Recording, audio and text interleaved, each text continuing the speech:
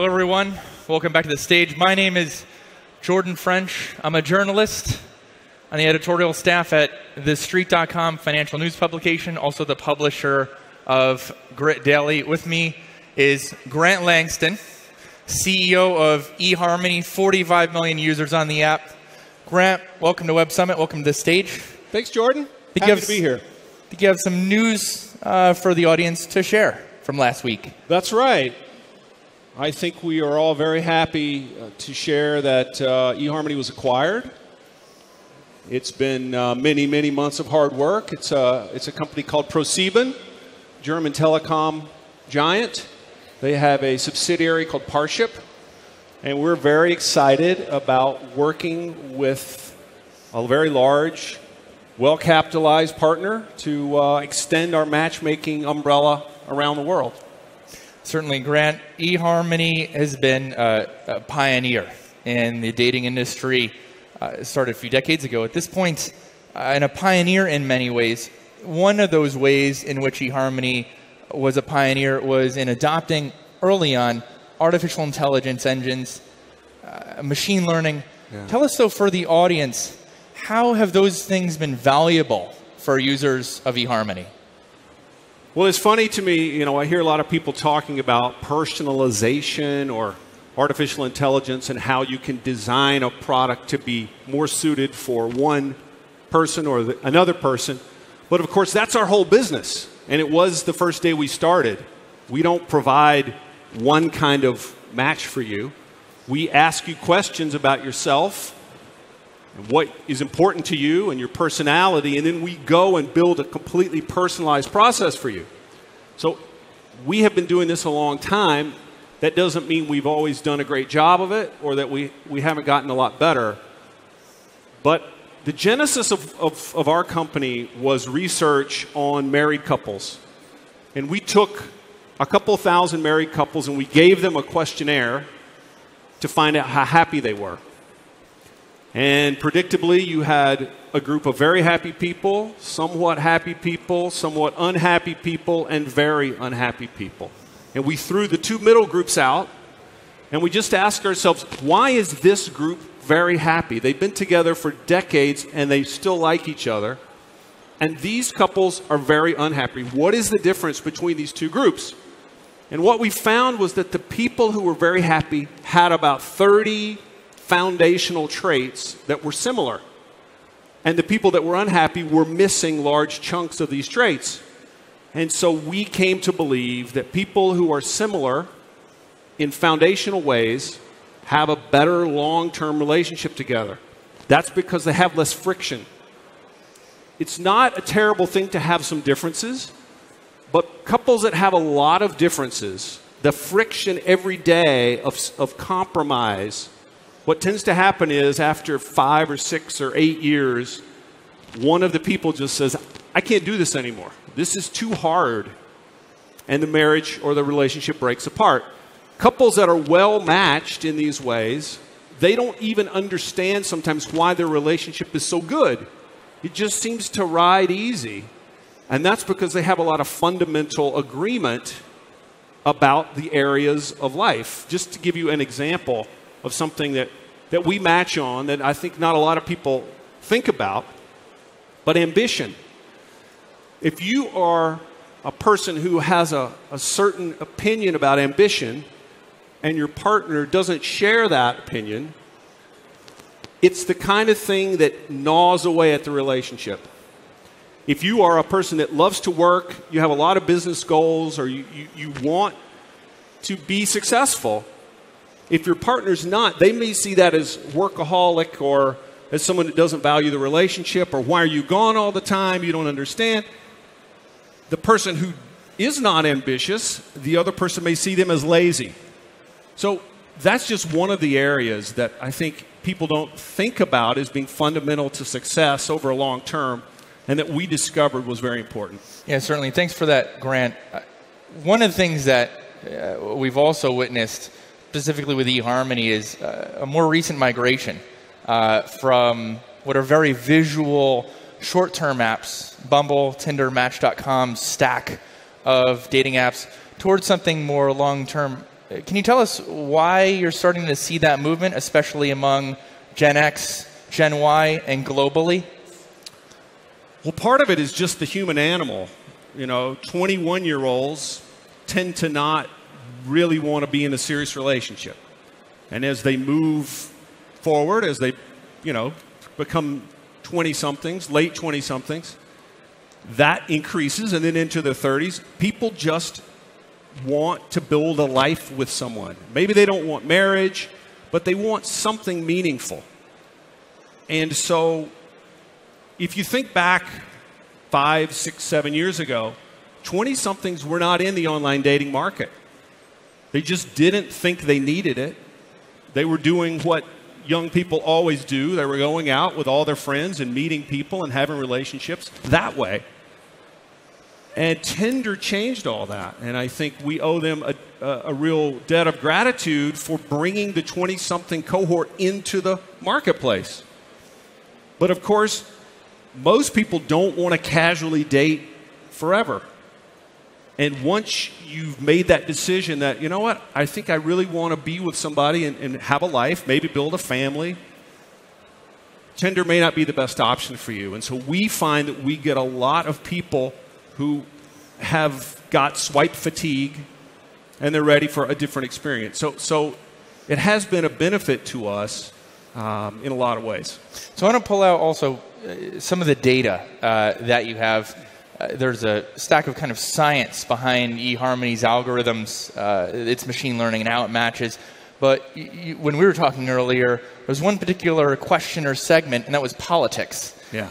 That was something that perhaps not everyone in the audience would think would be such a mega factor. Tell us a bit more about that. Well, it may seem hard to believe now, but 3 years ago, politics did not seem to factor into online dating very much.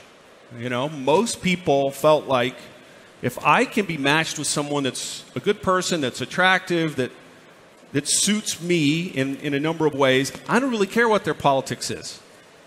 That was the tendency. And about 2016, that all changed. Not surprisingly, maybe. But now politics is a major factor. And it is so pervasive on our platform that we have looked at usage of the word politics in people's profiles, or the word Trump, or the word Brexit. We've looked at how those things have entered the conversation, and people are using those as filters now. It has gone from not being part of the conversation to being the very first filter. Do not bring me a match that is politically conservative. Do not bring me a match that voted for Brexit. People are putting that in profiles. They're telling us that they want more political filtering. And that's the way the world is going. And I don't see that changing. The other thing I would say is there used to be a sort of a waxing and waning of political interest. And perhaps because the American president is a constant source of news, there is no waxing and waning. It has stayed the same as it was in 2016 to today. Perhaps with everyone's anxiety levels, in a way, I think this audience can also relate, for those of you on Facebook or other social media apps, being defriended over some political posts that you might have had on either side. I think globally as well, as world is integrated more and more and paid attention to U.S. politics, and that's migrated its way east and especially into Europe. Speaking of the timeline as well, there's half of this room or more is women, Grant, and oftentimes they don't get enough attention, especially in this subject of dating apps.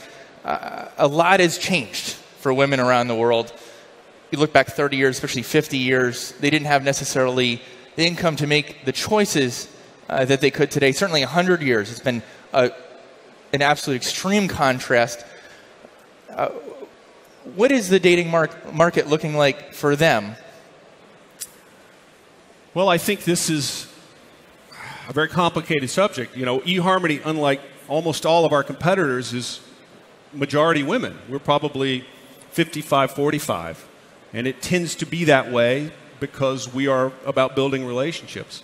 The thing that we see, and there was a great New York Times article about this about 6 months ago, that women are now graduating college at a higher rate than men, vastly higher than men, earning more money than men. Certainly they do not need men to reproduce and to have the life that they want to have. And so women are finding that the men they meet are very dissatisfying to them. Has anybody here had that experience? I think there's a lot of women who just feel like dating isn't worth it if these are the men that are out there in the marketplace. And you see a lot of women who sort of say, you know what, I'm out. They've given up. I'm giving up. I would love to have a relationship with someone, but I cannot find men who have my economic status or my opportunities. And so that is something that is a big societal problem. And of course, at its core, eHarmony is a marketplace. We just help people come together in a marketplace, and if there's not enough of a certain thing in the marketplace, we can't gin it up. So it's a real challenge for us. But it must be, though, that these women, they're just too demanding, Grant. They're just too demanding. Or is it the men that just are slackers? Well, I don't know that men are slackers. I think that we've just come to a place where women have a tremendous power and a tremendous success, and for whatever reason, men have not been able to keep up. And it's not a problem that we can fix very well, right? For a lot of people, economic status is a very, very important factor. And I can match you with a man that's compatible with you, such that on paper you'll have a really good relationship together.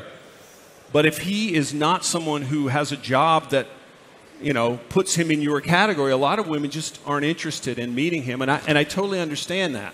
But this is one of the problems we have to deal with. Certainly, Grant, given often times we're finding women are more educated, more and more often have higher income. Perhaps we'll see some more seahorse dads taking care of children or turn towards the services and perhaps see some role reversal in a lot of ways. Maybe so. Maybe so.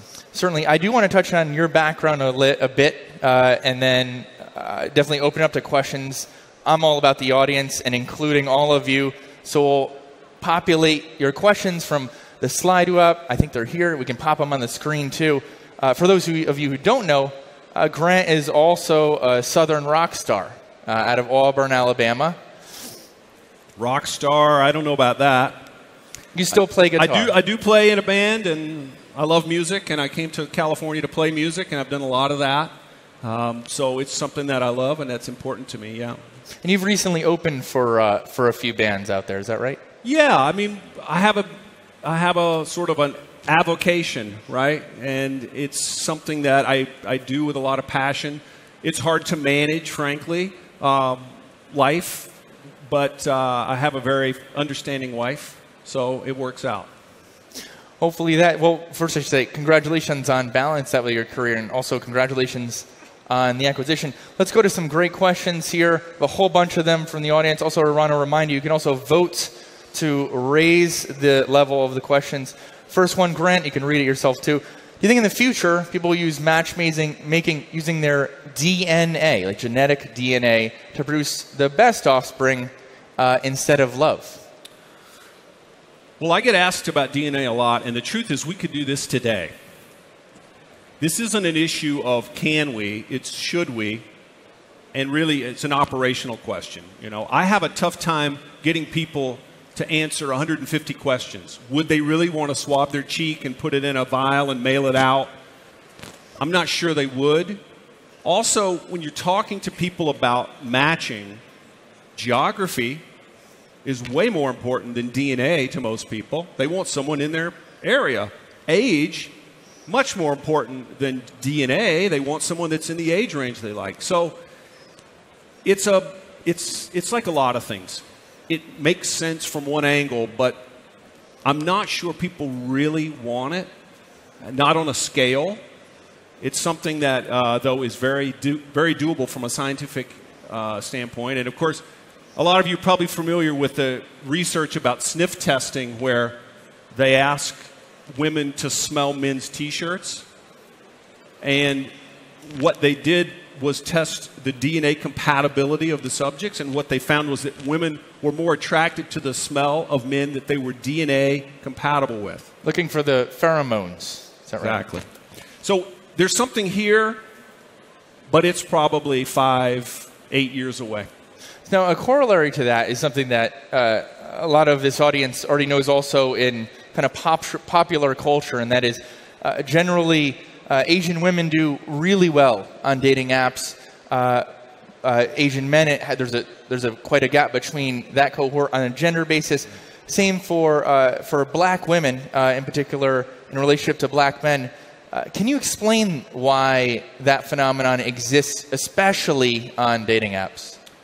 I'm not sure I can explain why it exists, but these problems definitely reinforce each other. Asian American women, Asian women, tend to have the broadest acceptable ethnic range.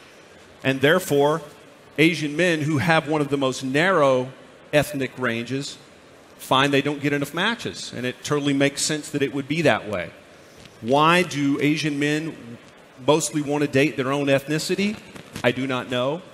But you have the same problem with African Americans or the black population, where the women would prefer their own ethnicity and the men have the widest acceptance of various ethnicities. So these two problems feed into each other. Again, something that it's hard for us to solve because it seems built into society. Yeah, certainly. Appreciate that answer. I think it does at least develop that conversation, Grant. Time for actually a few more questions, I think. If we can get to them. One of the big tenets behind, or drivers behind eHarmony, is about 30 rather scientific data points it uses. This question goes to the psychology. What does psychology add to your data, and how does your AI add knowledge to the field of psychology? Well, it's always been hard for us to provide tremendous insight into what we do because we're in such a competitive field, and we've taken criticism for that. We have always been worried that one of our competitors would just take our method and say, well, now we do this, right? But one of the things we do is we make our data available to academics. There's a paper I just reviewed the other day that is about to be published based on the information that we give. Of course, it's anonymized, and the people are just looking for trending, anonymized information. But that's the way we feel like we can help, because at this point, with so many people passing through our system, we feel like there's a lot of learning there. Yeah, certainly. And glad to hear that you're contributing to the field and vice versa. That dialogue is really important. That's all the time that we have. I want you to join me in giving a big round of applause to Grant Langston, CEO of eHarmony. Grant, also, congratulations on the recent acquisition, storied career as a musician as well. Thanks, everyone. Until next time. Thank you.